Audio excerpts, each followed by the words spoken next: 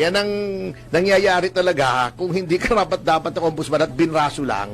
Wala siyang pakialam na gawin ang maayos ang trabaho niya kasi ang gagawin lang niya, yung mission niya. Kasi yan, ang talagang deal dyan, babrasuhin ko yung pag-appoint mo by hook or by crook kahit bumaliktad. Mawasak ang institusyon, malabag, hindi lang bend the law, break the law. I-appoint kita dyan, basta tirahin mo yung mga kalaban natin. Yes, sir! Yan ang mission talaga dyan eh. Obvious naman eh, huwag na tayo maggaguhan dito. Ang kay Kuya nangyari na naman. Opo nga Ombudsman Boying Remulla, laban bawi. Sinabi niya, uy, yan pa lang si Senator Villanueva na tinatarget nitong administrasyon na ito. Dahil hindi nila kakampi, di ba? Sinabit dun sa flood control, pinrease agad yung mga accounts, dali-dali, samantalang yung accounts naman ng ibang nabanggit, ang daming nabanggit, yung accounts lang ni Estrada, ni Jinggoy Estrada at ni Villanueva, ang pinrease, di ba? Ang daming nabanggit na congressman, kasama si Saldico, kasama si Martin Romualdez, ewan ko kung na-freeze na yung assets ni Romualdez, di ba? Parang takot yata sila si Romualdez. Naisip bigla, nung naupo siya bilang ombudsman, naisip ni Pogi, ni Boying, teka muna, hindi ba may dismissal to? Ba, susulat ako sa Senado. Ipapatupad ko. Okay, di ginagawa niya yung sulat. Siguro may nagsabi sa kanya, kumatok. Sir, ano? Diba ganun dyan? Sir, yung pinapagawa niyong letter para i-dismiss, tanggalin sa pwesto si Joel Villanueva dahil may kaso sa ombudsman, may dismissal order ng ombudsman. Hindi na po natin pwedeng gawin. Bakit? Sir, dismiss na pala yung kaso.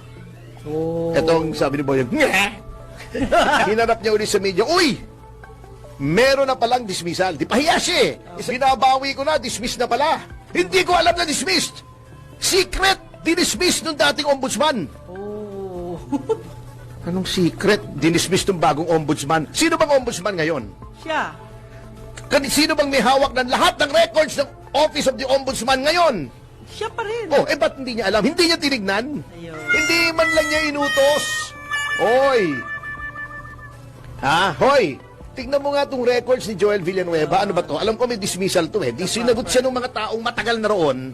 Yan ang nangyayari talaga kung hindi karapat-dapat ng ombudsman at binraso lang. Wala siyang pakialam na gawin ang maayos ang trabaho niya kasi ang gagawin lang niya, yung mission niya. Kasi yan, ang talagang deal dyan, babrasuhin ko yung pag-appoint mo by hook or by crook kahit bumaliktad. Mawasak ang institusyon, malabag, hindi lang bend the law, break the law. I-appoint kita dyan, basta tirahin mo yung mga kalaban natin. Yes, sir! Yan ang mission talaga dyan eh. Obvious naman eh, huwag na tayo maggaguhan dito. Sabi niya, secret! Secret! You have custody and full access to the entire records of the ombudsman. Ikaw ang ombudsman. Ang tagal na rin, 2 weeks na ba? Yes. Hindi mo alam na na-dismiss. Bago isisisihin mo yung dating ombudsman, Boss Boying, kaya hindi po nag-a-appoint ng politiko sa Office of the Ombudsman para hindi politicize yung office. Anong ibig kong sabihin? Hindi po trabaho ng ombudsman na maging popular o magpapogi o mag-disseminate ng information. Ang trabaho lang po niyan ay magtrabaho laban sa graft and corruption. Pag may na-dismiss, i-dismiss. Pag may na-file, ipa-file. Usually kasi, pag nadi-dismiss, dismiss. Kung walang makapick up ng media, wala. Ngayon lang naman kasi ako nakakita ng ombudsman, araw-araw gusto yung mukha niya nasa media Kasi politiko, kaya nga hindi dapat politiko dyan. Si Martires naman, justice yan ng Korte Suprema. Naging justice yan ng Sandigang Bayan. Ibig sabihin, meron siyang judicial temperament. Ano ang judicial temperament? Hindi po mahilig sa publicity ang mga huwes. Ayaw po ng mga judges ng publicity. Kasi nai-impluensyahan yung kanilang desisyon ng public opinion na hindi dapat.